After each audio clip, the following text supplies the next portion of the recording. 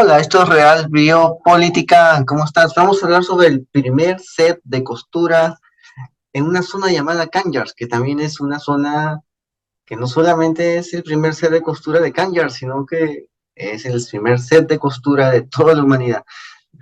Es lo más antiguo que se ha encontrado.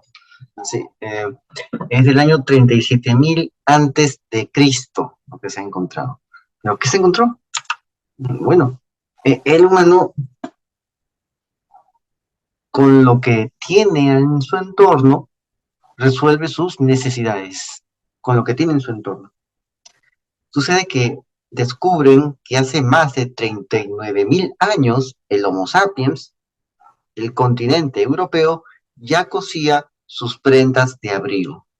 Esto fue una revolución también, el coser sus propias prendas. Pero vamos a ver acá. Quiero que veas esto. Este es un hueso perforado. Ahí puedes ver los punzones. Ahí está. Ya. Sobre este hueso perforado se colocaba la piel que era percutida con un buril, ¿no? O sea, una especie de mini estilete, como aún hacen hoy día los zapateros. Abajo vas a encontrar, abajo está la piel usada en los experimentos. O sea, lo reprodujeron, ¿no? Para ver si, si era tal como decían. Reproducen eso en un ambiente creado por ellos, ¿no? Y después lo comparan con lo que han encontrado. Bueno, sucede que la confección de prendas ceñidas al cuerpo seguramente fue crucial para poder sobrevivir en un tiempo como este, el tiempo de las poblaciones paleolíticas que vivían en esta era de hielo, hace unos 40.000 años. Recuerda que hace 42.000 años empieza la era del humano. Todas las demás razas desaparecen y solamente queda la raza Homo sapiens, es decir, nosotros. Entonces, este humano decidió, bueno, este humano pues se ingenió este invento. O sea, esto fue un invento, o sea, fue algo que ayudaría a mejorar su nivel de vida. Bueno, sucede que aún no se conocían con exactitud las herramientas y técnicas que se utilizaban por los auriñacienses. Ya hemos hablado de ellos. Los auriñacienses eran los humanos que convivieron con el neandertal en Europa. Después el neandertal desaparece y queda el auriñaciense. Pero después vienen otros humanos distintos, que eran los humanos de las aguas, los que vivían en las orillas del mar, recorrían los ríos para poder pescar. Los humanos de las aguas vinieron después, en la zona de Liguria, y esos humanos de las aguas reemplazaron genéticamente a estos humanos que habían convivido con los neandertales.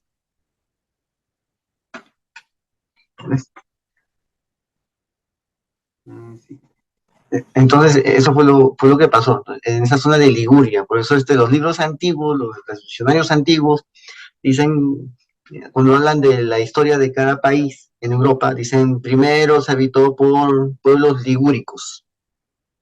Ligúricos. Bueno, se refiere a esos ligures, ¿no? A esos humanos primitivos que vinieron después y reemplazaron a la población humana auriñaciense, que era la que había convivido con los neandertales.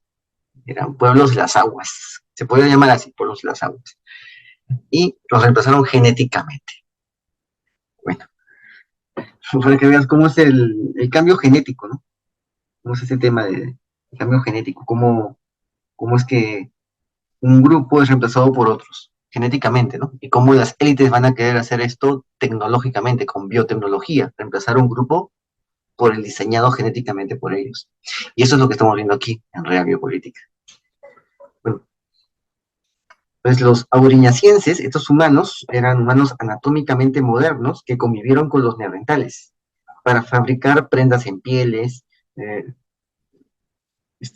bueno, ellos fabricaron esas prendas en pieles miles de años antes de la aparición de las agujas con ojo.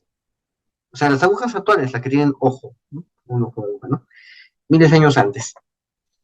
Pero lo hicieron en hueso, en el territorio europeo. O sea, agujas de hueso con ojo. Eso es lo que hicieron. Bueno, informan del descubrimiento entonces de una tabla de perforar de cuero. Acá está la tabla.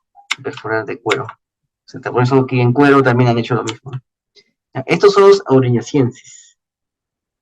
Esta tabla de perforar de cuero se ha encontrado en las terrazas de la Riera de los Canyars, en Gapa, Barcelona. Y bueno, esta es la zona del auriñaciense, como puedes ver. Es de 35.000 a 26.000. Después ya desaparecen y aparece otro grupo genético, que también viene del Medio Oriente. Pero no eran los agricultores del Medio Oriente, estos vinieron en el 7000, los agricultores del Medio Oriente. Antes, unos miles de años antes, vinieron otros paleolíticos del Medio Oriente. No agricultores, sino hombres del paleolítico del Medio Oriente. También vinieron. Fueron los que vinieron primero. Y vinieron a través de las orillas y los ríos, porque ese era su hábitat de caza. No eran tanto de montaña y así, ¿no? Orillas y los ríos, ¿no? Y comían, por lo tanto, productos hidrobiológicos, pescado, mariscos, y eso les dio cierta ventaja. Sabes que la grasa del pescado no se procesa del todo en el cuerpo, se consume directamente. El cuerpo, la grasa, no la sintetiza, resintetiza, no la molda ya a las exigencias del cuerpo humano, no, ya está la grasa del pescado hecho para ser consumido directamente por el cuerpo humano, sin procesarlo dentro del cuerpo. Tú lo comes y la misma grasa va ya directamente a tu cerebro. Es una especie de grasa para la cabeza. Algo así, para tu maquinaria cerebral. Para engrasar tu maquinaria cerebral. Eso es la grasa. Entonces, ellos comían estos productos hidrobiológicos. Y se esparcieron por toda esta. Bueno, esos, los ligures, ¿no? Que fueron los que reemplazaron a los auriñacienses. Vinieron del Medio Oriente. Pero antes todo esto era auriñaciense, era de esa cepa genética, como lo puedes ver acá. Ellos venían de acá, vivían ahí tranquilamente. También había en la zona de Israel el Levante, puedes verlo ahí en el número 26 que dice, ese es el Levante. Ahí lo puedes ver, también había ahí auriñacienses. Así. Bueno, entonces ya vemos que ellos tenían este espacio, vivían en este espacio, y que más al norte de su hábitat estaban los grandes muros de hielo, que en ese tiempo estaban muy al sur, más al sur de lo habitual, lo que es ahora habitual. Era un muro de hielo. Ellos vivían justamente en la frontera del muro de hielo. Así tipo Guerra de Tronos, ¿no? Algo así. Había un muro de hielo y ellos vivían ahí, mirando ese muro. Y se habían alojado en toda la zona de Europa eh, que no estaba dominada por ese muro de hielo. Ahí lo puedes ver. Y el ambiente era como este. Así, tipo Señor de los Anillos, así era el paisaje. ¿Te parece, no? Los paisajes del Señor de los Anillos. Bueno, así era el paisaje en el cual ellos vivían. Y vivían aquí en estas zonas. Era zona fría, porque estaba pegado al hielo. Estaba cerca del muro de hielo, entonces era algo frío también. Ese muro de hielo enorme que has visto ahí en el mapa, también helaba, ¿no? Helaba en las zonas más al sur. El continente europeo estaba helado por eso. Era como una bocanada de aire frío que ese muro expiraba. Y bajó, por lo tanto, la temperatura, gracias a eso, a ese muro, ¿no? Bueno, y ahí vivían los humanos auriñacienses, de la cultura auriñaciense. Auriñaciense es la cultura que tenían estos humanos. Y ahora estamos analizando una parte de esta cultura, porque se está encontrando cada vez más sobre ellos. Bueno, que han encontrado un fragmento de pelvis de un gran mamífero, que lo usaban como tabla de perforar cuero. Probablemente era un caballo o un bisonte, con 28 perforaciones en su parte plana, y con una antigüedad pues de más de unos 39.000 años. Y así explicaría cómo es que cosían sus trajes, ¿no? Porque ellos ajustaban sus trajes en cueros gruesos. O sea, para eso lo cosían, para ajustar el traje. O sea, en otras palabras, para tener un traje presurizado. Necesitaban un traje presurizado que creara una corriente de aire entre su cuerpo y el traje, y así mantener el calor. Por eso empezaron a coser sus ropas. Ya no era cosa de que agarraban la piel, ¿no? La peleteaban, la arreglaban la piel y se echaban encima, ¿no? Ya no funcionaba eso, ya. Con el frío que había, eso ya no funcionaba. No, era necesario mejorar la técnica. ¿Y cómo mejoraron la técnica? Cosiéndolo y pegándolo al cuerpo para poder almacenar el calor. Porque si lo echaban como si fuera una sábana, una frazada, el calor se iba a disipar con mayor rapidez. Entonces, idearon el arte de la costura. Se volvieron los primeros modistos del mundo antiguo. Y eso fue, pues, una innovación, una innovación. La época de la invención de las agujas para enhebrar podría haber coincidido con la aparición de la indumentaria entallada, incluso aunque esta herramienta no parecía lo suficientemente resistente como para perforar repetidamente el cuero.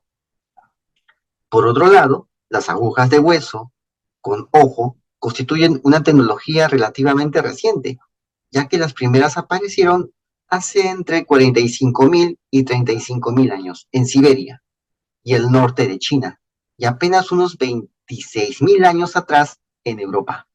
De ahí la pregunta sobre qué técnicas de costura usaban los pueblos prehistóricos antes de la invención de las agujas. Aquí en este mapa puedes ver la ubicación del sitio y la estratigrafía. La localización de esta zona de Kanyars en el suroeste de Europa, en el cuadrado A. ¿Ves? En la zona del Ebro, de los Pirineos y del Valle del Ebro. ¿Lo puedes ver? Ahí, ahí está ubicado. En el B, ¿no? Ahora, en el A puedes ver que hay un rectángulo en blanco, ¿no? Ya. Ahora ese mismo rectángulo en blanco está en el punto B. Aquí está en el cuadrado B, el mismo rectángulo en blanco. ¿Ves? Así, o sea, es un microfilm que cada vez va volviéndose más detallado, ¿no? Ya, bueno, ahí lo puedes ver. En el B vas a encontrar, ahí están los Pirineos, está la llanura del Ebro, hay otras llanuras que nacen también de los Pirineos hacia el Mediterráneo, ¿no? Hay una llanura y aparte de la llanura del Ebro, ¿no? Del Valle del Ebro, hay otra cuenca, una cuenca chiquita que estás viendo ahí en el cuadrado B, una cuenca chiquita que también nace en esa zona, ¿no? Hay un río ahí, es ahí lo han encontrado, ahí. Esa es la zona se le dice el macizo de Garraf. ¿Ves? Ahí puedes ver, ese es un macizo. O sea, el macizo. Son montes algo elevados en comparación a su base. ¿No? Son bastante elevados y eh, son muy visibles en comparación a su base. Ese es el macizo del Garraf. Ahí lo puedes ver. Ese macizo alimenta esa pequeña cuenca, que no es la del Ebro, es otra distinta. No sé cuál será su nombre, creo que se llama río Obregat, ¿no? El río Obregat. ¿No? Ese puntito que está pegado al mar, en el medio del cuadrado, ese puntito se llama macizo, es el macizo Garraf. Es como decir un morro, ¿no? Como un morro. O sea, pero es un morro un poco grande, ¿eh? Un poco grande para la zona, ¿no? Es un super morro. Así como acá en Perú tenemos morro solar, ¿no? Teníamos el morro de Arica, ¿no? Más al sur, ¿no? Ya lo perdimos. Ya, así, así. Esto es como un morro también, pero es un super morro. Se dice macizo, ¿no? Macizo de Garraf, que justamente está ahí, está entre el mar, en la orilla del mar, ¿no? Como un morro, ¿no? Y tiene su río el morro, tiene su río, el río Óbrega, ¿no? Este morro, a diferencia de los otros anteriores, tiene su propio río, su río ahí al costado, como puedes ver. También hay otro río también que lo bordea por el otro lado. ¿No? Ese es el macizo de Garraf. Ahí es donde han encontrado esta evidencia. O sea, los antiguos vivían en ese macizo, hacían sus trabajos ahí, y conseguían ahí hacían sus manufacturas en esa zona llamada Kanyars, en ese macizo. Y bueno, entonces ellos muy probablemente, lo más probable es que consumieran los recursos de ese valle y necesitaban colocar como base de operaciones ese macizo, de tal manera que podían comer los recursos del río y los del mar. Así tenían una doble opción. Es como lo que vimos antes, ¿no? Que ellos se colocaban en las cabeceras de las cuencas, ¿no? Y así escogían cuál de los dos, tres o cuatro ríos que estaban bajando en el sitio donde ellos estaban, ¿no? Era el más adecuado para cazar. Así escogían, miraban, veían, analizaban, ¿no? Igual era que ellos decidían entre vamos al río o vamos al mar, ¿no? O vamos un rato a la montaña. O sea, tenían varios ecosistemas a su alcance para poder alimentarse y conseguir los recursos que necesitaban para poder vivir. Porque también necesitaban otras cosas, ¿no? No todo era alimentarse, necesitaban también, aparte en el alimento, necesitaban también conseguir herramientas, materia prima, ¿no? Materia prima para sus huesos, para todo, materia prima para sus pequeñas mini industrias, ¿no? Sus pequeños quehaceres, ¿no? Materia prima para sus quehaceres. Bueno, y lo conseguían con el hueso. Bueno, aquí en la D vas a ver la distribución de los restos de grandes mamíferos en la zona Cala A raza D, frente a la cuadrícula, aquí está, en esa zona, frente a la cuadrícula de excavación y procedencia ósea, que es la estrella roja. ¿Me ves la estrella roja? Ya, ahí puedes ver la estrella roja. ¿Ves? Ahí puedes en la D, es una estrella roja, ahí está. Ahí están todos los huesos, todo lo que han encontrado, tal como lo han encontrado en la posición, en la situación donde lo han encontrado. Ahí está todo bien detallado. Es como una escena, ¿no? Una escena del tiempo, con el cual pueden recrear el tiempo. Pero es así, tiene que estar todo bien detallado. Bueno, acá en la parte E puedes ver la capa 1 y la estratigrafía. Ahí está, en el cuadro E. Esa es la capa 1. Ahí está, la capa 1. Y ahí ves los estratos. Y abajo ves los huesos. Ahí está. Es la estratigrafía, son los estratos. En el F ves un detalle de la acumulación de hueso de M a N. Ahí está, en la F, el detalle de la acumulación de huesos. Acá está. Ahí está. El detalle de la acumulación de huesos. Bueno, en la G ahí en la G, ahí puedes verlo más abajo, es un paleocanal antes de la excavación arqueológica. O sea, han encontrado allí un canal. Seguro una especie de riachuelo que nacía de ese macizo, ¿no? De ese enorme morro que tienen ahí, ¿no? Donde vivían ellos, ¿no? Una especie de riachuelito que nacía ahí y era su fuente de agua, ¿no? Era su caño. El grifo de agua lo tenían de modo natural. Era algo natural y debió haber sido pues bastante bonito, limpio, ¿no? Debió oler bien rico. Una especie de agua de manantial que tenían ellos y se alimentaban, ¿no? Con esa agua, ¿no? Con esa agua de manantial. Es full naturaleza. Ahí puedes ver un paleocanal en el G. O sea, un canal que existía ahí antes. Una especie de, como decimos acá en Perú, puquio. Así. En ese tiempo también había ahí en ese macizo, ¿verdad? Ya en el H puedes ver la hoja con retoque, ¿no? Propio de esta cultura auriñaciense, procedente justamente de esta zona de Canyars. ¿Ves? Ahí está. ¿Ves? Ahí, ¿sabes? Justamente ahí es donde han encontrado el set de costura. Tras el descubrimiento de este objeto en Canyars, del objeto de Canyars, se llevó a un análisis microscópico. Se diseñó un protocolo experimental destinado a comprender qué útiles pudieron ser estas marcas, así como su origen más probable. ¿Qué útiles pudieron ser estas marcas que estás viendo acá? Entonces, ¿qué pasó? Constataron que era posible realizar señales idénticas perforando el cuero, ¿no? Un cuero grueso, para hacer una línea de puntos. para fabricar objetos impermeables en cuero. ¿Por qué necesitaban los antiguos objetos impermeables en cuero? Para que la humedad no entre a tus huesos. Entonces necesitaban hacerlo así, pegado a tu cuerpo para retener el calor y que la humedad no entre a tus huesos. O sea impermeable, ¿no? O sea, tu calor no sale de ti y el frío húmedo no entra en ti. Ese era el objeto de hacer estas ropas y coserlas. La técnica que hay aquí coincide con la técnica que usan los zapateros en las sociedades tradicionales, o sea, lo que usan hasta ahora, ¿no? Que ahora hay máquinas, creo, ¿no? bueno, bueno, el zapatero artesanal, ¿no? Pues coincide con esa técnica. Pues acá puedes ver, ¿no? Esta es la tabla para perforar de cuero hallado en Can Llars de Gava, en Barcelona.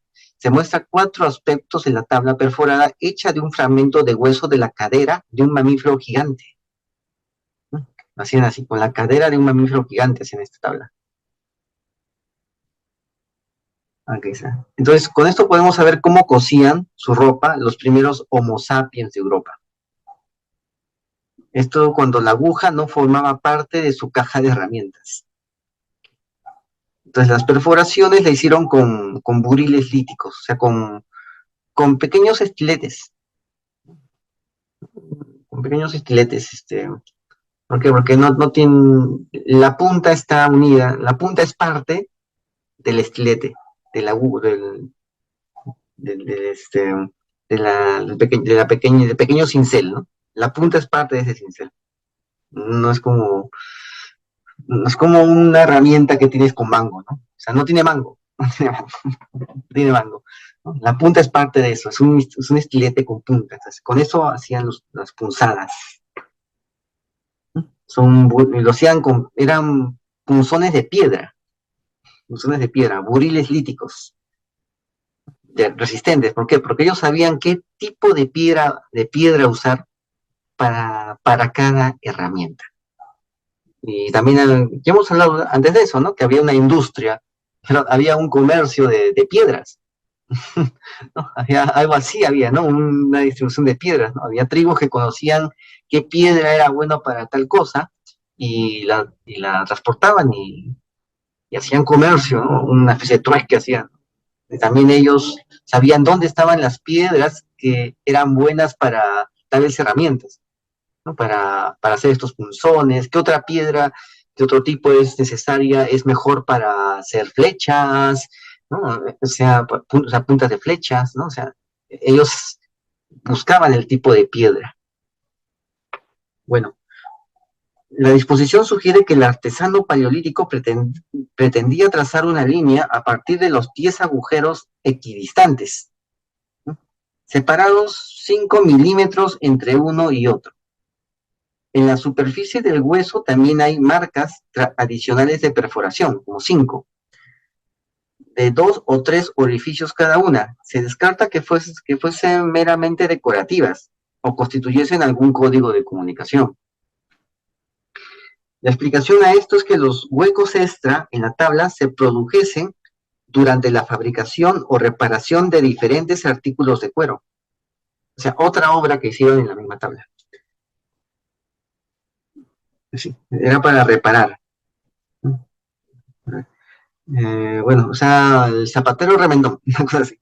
De hecho, los restos arqueológicos descubiertos en el yacimiento, atribuidos justamente a este pueblo, el pueblo Auriña Ciense, y fechados con radiocarbono, muestran que esta técnica del punzonado fue utilizada por los primeros humanos que vivían en la costa este de España hace unos 39.000 años, o digamos 39.600 años. Aquí puedes ver el hueso, hay una alteración natural y antropogénica del hueso, o sea, provocado por humano. Esa es la alteración del hueso, que sirve de punzón, que sirve para colocar el punzón, ¿no? Ahí está el hueso. Bueno, vamos a ver. En la A, ¿qué ves en la A? Es el hueso que presenta un buen estado de conservación, salvo algunos restos de grabado de raíces. Por el tiempo. En la B vas a ver aberturas vasculares. que están llenas de sedimento de color marrón rojizo y sus contornos están suavizados. ¿Lo puedes ver? Los contornos están ahí suavizados y redondeados. En la C y en la D hay marcas de raspados que se ven visibles desde la superficie. Ahí en la C y en la D. ¿No ves? ¿Sabes? Microfotografías, ¿no? Ahí se ven todos los detalles. Es decir, los cazadores recolectores del Paleolítico cosían ropa entallada de abrigo 14.000 años antes de la introducción de las agujas con ojo en Europa. En tiempos anteriores se han encontrado punzones de hueso en el sur de África, en sitios con 73.000 años de antigüedad, y en lugares del Neandertal tardío en Europa, pero su uso para perforar cuero sigue siendo pues especulativo. Ahora bien, aquí lo tienes. Entonces, esto fue hace 39.600 años. Justamente en ese tiempo los icebergs bajaban hasta la costa portuguesa y casi toda la península ibérica era una estepa siberiana, donde vivían mamuts lanudos. ¿Sí? El mamut lanudo, ese elefantito lleno de pelos, ya, es el mamut lanudo. La última glaciación, que es la glaciación de Burr, se acercaba a su clímax cuando un grupo de humanos modernos llegaron a este confín de Europa y arrinconaron a los neandertales. Debieron de hacerlos vestidos con pieles bien ajustadas. En un yacimiento cercano a Barcelona, ¿no? Que es esta zona, esta cueva, esta Canyars, se dice, ¿no? Ahí han encontrado justamente estos objetos, ¿no? Para perforar y coser cuero. Entonces, acá lo podemos ver. Acá. Esta es la piedrita, ¿ves? Aquí ves todos los detalles de las piedritas y los punzones, las punzadas, ¿no? Los restos que dejó el punzón. Ahí lo ves. La pieza, como puedes ver, está incompleta. Solamente queda la parte blanca de la pieza. En verdad, la pieza debió haber sido como el con su añadido de la parte ploma que estás viendo acá. Acá te están mostrando la parte que existe, ¿no? O sea, la pieza está incompleta. Falta el extremo derecho y el extremo izquierdo, ¿no? El extremo derecho superior, perdón, el derecho es, sí, el extremo derecho inferior y el extremo izquierdo superior. Eso es lo que falta. Hay un pequeño trozo de la parte inferior. ¿Ves? Eso es lo que le falta. Pero igual se encuentran ahí las punzadas. Bueno, no se conserva el colágeno para poder tratarla, pero igual hicieron otras técnicas de datación y se dieron cuenta que era más o menos con el 37.600 antes de Cristo.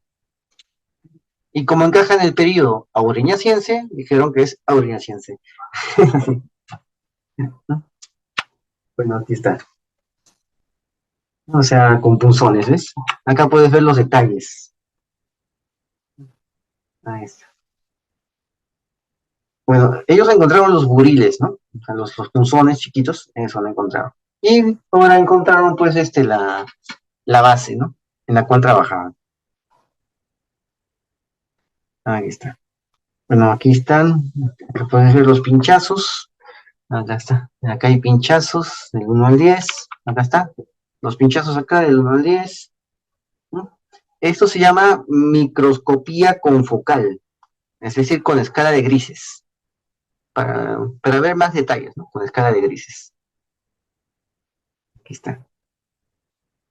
Los pinchazos se muestran en el dibujo esquemático superior y los diferentes colores corresponden a un subconjunto de pinchazos realizados con la misma herramienta. O sea, es el conjunto de cada herramienta, ¿no? Ahí está. O sea, las series, por cada herramienta.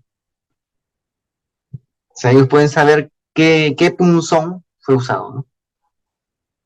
Ahí podemos ver que del 15 al 20 se usó un juego de un punzón idéntico, ¿no? Y el 5 y el 6 y el 3 es otro punzón distinto y así. sea, pueden saber que tenía, este artesano tenía un juego de punzones para hacer su trabajo.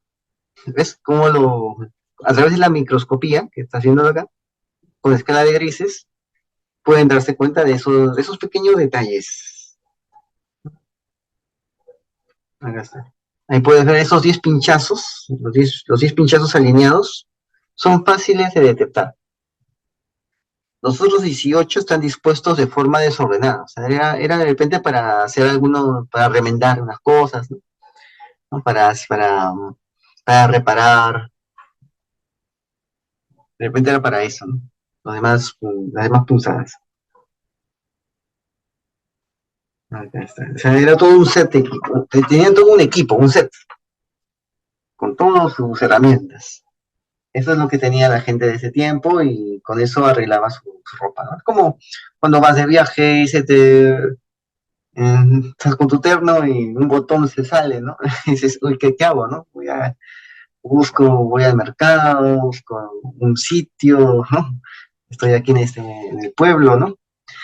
O yo mismo agarro y cueso mi propio botón de mi saco. Pues, entonces, ellos también tenían su set. Su set. Bueno, vamos a ver. Entonces, esto era como Siberia, ¿no? Vamos a ver acá. ¿Ves? Y acá puedes seguir viendo aquí. Mira estas punzadas, ¿no? Ahí está. Mira el detalle de la foto. Muy bueno, ¿no? Aquí está. Acá ves más detalles de la foto. ¿Ves? Se nota que es un mismo punzón en algunos. Bueno, entonces aquí está la investigación. Esta es la investigación. Y eso sería todo por hoy. Entra a nuestras redes de Odyssey, de Patay TV, de Telegram, ¿no? De VidTube. Entra a nuestras redes porque ahí colocamos la parte que es censurable, lo que no quieren que sepas. Y entra también a Real Política en el Facebook, a la página de Facebook entra. En la página de Facebook vas a encontrar muchas cosas que necesitas saber, porque es lo que va a pasar. ¿Ya? Te lo explicamos científicamente de un modo muy sencillo. Así que suscríbete, comenta y comparte, hazlo viral y no te olvides, la verdad está a la vista. Saludos.